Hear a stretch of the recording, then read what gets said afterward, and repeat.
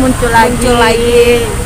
Enggak, itu mah cuma jokes doang. Oh. Tapi gimana sih sekarang rumahnya, maksudnya sudah Ya bersih masih kan? horor. Cuma ya horor enggaknya kan tergantung kita yang mikirin ya. Maksudnya kita yang apa ya? Yang kita rasa gitu. Kejadian-kejadiannya Ganggunya tuh paling kayak orang-orang baru yang baru kerja gitu doang. Tapi itu kayak mungkin mau kenalan kali ya. Kalau sama yang ngisi rumah, penghuni rumah, apalagi yang kerja yang udah lama sih nggak kayak biasa aja. itu udah lama apa, dari kapan sih Kak kejadiannya?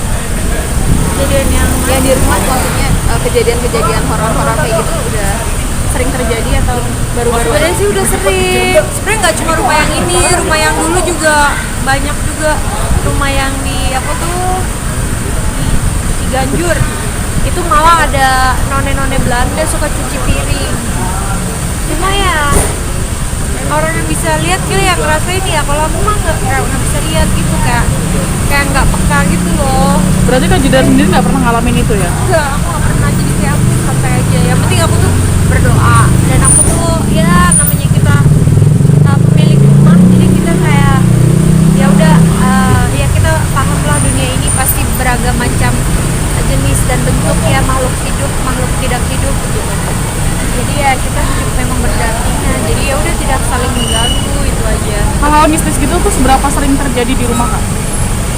Biasanya aku dengerin cerita dari karyawan. Kalau aku sendiri aku nggak pernah kan. Paling yang terakhir yang aku denger ya itu ada staf baru masuk, terus udah gitu dia itu maghrib masih beberes di garasi tengah gitu. Terus udah gitu dia dikasih lihat wujud, udah gitu dia di situ dikasih lihat, di kamar mandi juga dia dikasih lihat. Nah, habis itu dia sakit, muntah darah, habis itu sakit-sakitan kan, jadi udah akhirnya aku pulangin gitu. Kalau anak-anak sendiri sering lihat gitu? Iya, anak-anak enggak sih, Albarak itu kayak aku ya, kayak berani gitu, kayak nggak peka gitu gitu. Jadi dia kayak apa aja oke, karena dari kecil aku nggak pernah suguhkan horor-horor gitu kan. Jadi kayak kadang tuh dia lewat lorong yang mamaku sendiri bilang di lorong itu katanya ada perempuan sama ada anak kecil suka lari-larian gitu. Tapi anak aku kalau lewat situ santai banget, kayak jam 10 malam, kayak tengah malam gitu. Lewat situ kayak santai banget ya.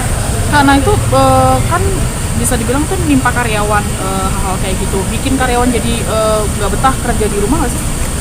Ya aku sih nggak tahu ya kalau kayak gitu-gitunya. Cuma ya aku bilang gitu, kalau misalnya sama staf aku apalagi yang baru masuk, kalau misalnya kamu dikasih lihat atau digodain, ya berdoa aja sesuai agamamu gitu. Jadi kamu juga dibentengi dengan kekuatan imanmu gitu.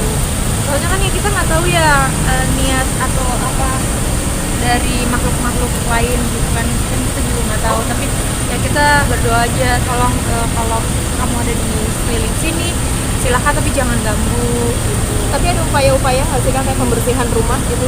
Udah ngelakuin apa aja gitu? Nggak pernah ngelakuin apa-apa. Paling apa ya, aku selalu jaga kebersihan sih. Kayak misalnya aku tuh bilang sama orang rumah, tolong jaga kebersihan, jangan kotor. Terus kalau saatnya istirahat tuh istirahat gitu.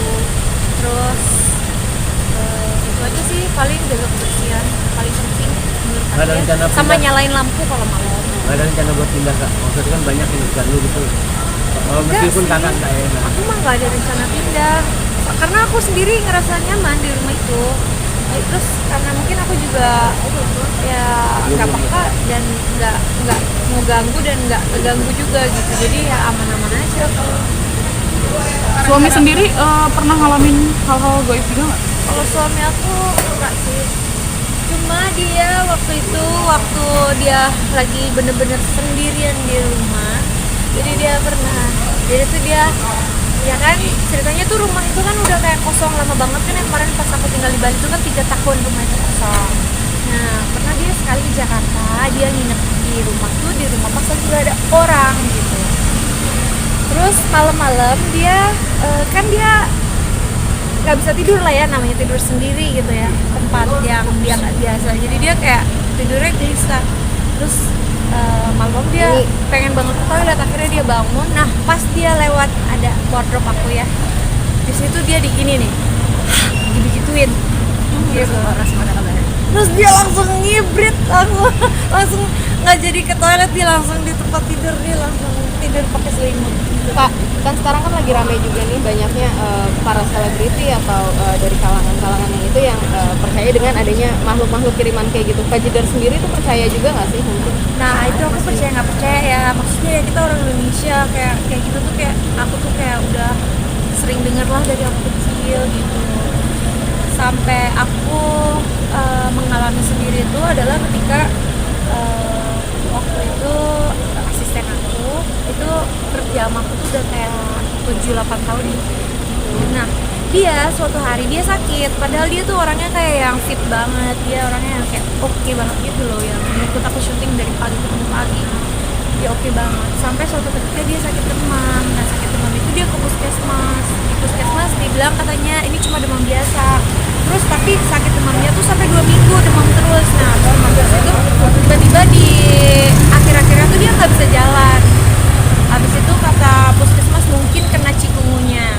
Terus habis itu dia izin pamit, saya pulang aja deh karena saya ngerasa saya di sini sakit-sakitan mulu, nggak bisa kerja juga, lebih baik saya sembuhin istirahat di rumah gitu kan. Terus udah gitu udah dong dia pulang ke kampungnya lah gitu ya. Terus udah gitu di kampungnya dia didoain sama orang suci yang dari sana lah gitu.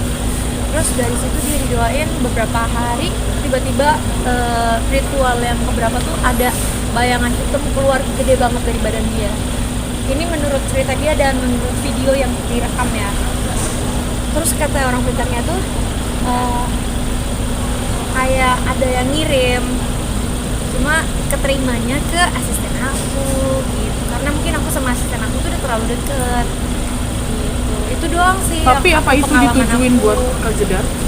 Katanya cuma aku nggak tahu, aku mah kayak gitu ya gimana ya, banyak berdoa aja deh, sama bersedekah, berbuat baik sama orang gitu. Kak, update kesehatan kamu bagaimana? Kalau waktu